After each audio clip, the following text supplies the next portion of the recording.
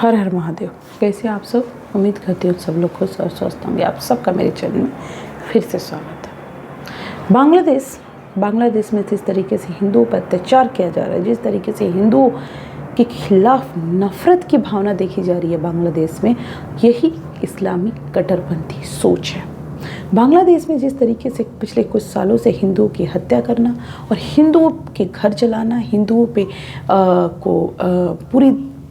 पूरे तरीके से हिंदुओं पे जिस तरीके से ये लोग अत्याचार कर रहे हैं, उससे इतना ज़रूर है कि बांग्लादेश अगर ये तुम करते रहे तो तुम्हारा पतन निश्चय है।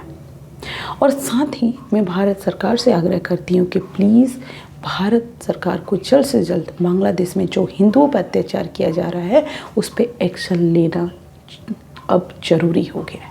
और तमाम हिंदू भाई बहनों से भी आग्रह है कि प्लीज़ एकजुट हो, ये जाति पाति में ना बटे, क्योंकि जब हम हिंदू जातियों में बटे हैं तब हमारा कहीं ना कहीं हमको ही लॉस देखने को मिला है।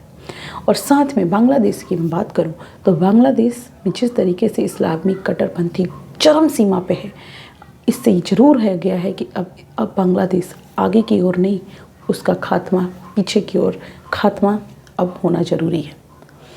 दीपू चंद्र दास, जिस तरीके से दीपू चंद्र दास की हत्या की गई है, उससे इतना ज़रूर हो गया है कि इस्लामी कट्टरपंथी सोच कितना गिर सकता है। दीपू चंद्र दास 30 साल के युवक जो रोज़ की तरह हमेशा लोगों की तरह कमा रहे थे, खा रहे थे, पी रहे थे, लेकिन इस भीड़ तंत्र ने जिस तरीके से उनकी हत्या की है, ये बोल के कि वो मोहम्मद पैगंबर की बुराई की है, मोहम्मद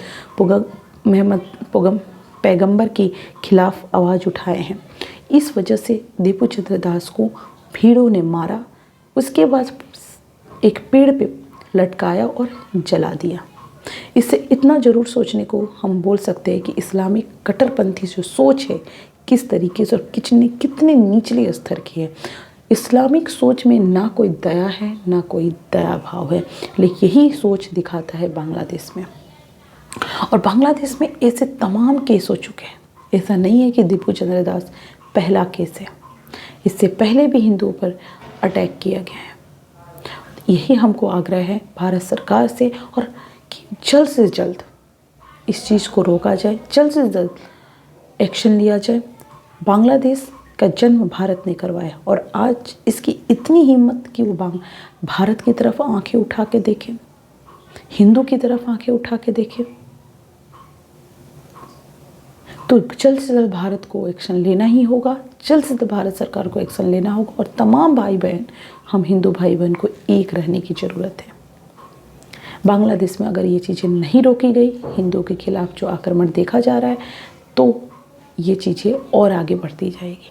हिंदू लोगों को मारना, मंदिरों पर अटैक करना, मूर्ति पर अटैक करना, इससे इतना ज़रूर हो गया है कि बांग्लादेश पूरे तरीके से कट्टरपंथियों के हवाले जा चुका है। बांग्लादेश पूरी तरीके से इस्लामिक सोच के हवाले जा चुका है और ये चीज़ें बंद करना होगा। और भारत सरकार से कोई भी वीडियो ये देख रहा है तो सबसे मैं ये विनती करूँगी कि भारत सरकार से आग्रह करें, भारत सरकार को जल्द से जल्द एक्शन लेना होगा। जल्द से जल्द वहाँ पे जो हमारे हिंदू भाई बहन हैं उनकी रक्षा के लिए, उनकी सेफ्टी के लिए कड़े से कड़े कदम उठाना ही होगा। वहाँ के जो भी चीज़ें कर रही है उसके खिलाफ आवाज़ उठाना होगा। जो भी हिंदू भाई बहन के वहाँ पे ताकि किसी तरीके की हानि ना हो, और ये चीज़ें बता दें कि जो भी हिंदुओं के खिलाफ बोलेगा, उसके खिलाफ आंखें उठाएगा, तो भारत उसको छोड़ेगा नहीं। ये संदेश भारत सरकार को देना ही होगा। तो थैंक यू सो मच। अपना ध्यान रखें, एकजुट रहें, जातियों में ना बटें, क्योंकि जब हम बटे हैं तब ऐसी सोच के जो लोग हैं हम पे हावी हुए हैं। इसीलिए हमें एक रहना है। हम कहीं भी, हमारे हिंदू भाई बहन हैं, देश विदेश सब, हमको सबको एक रहना है।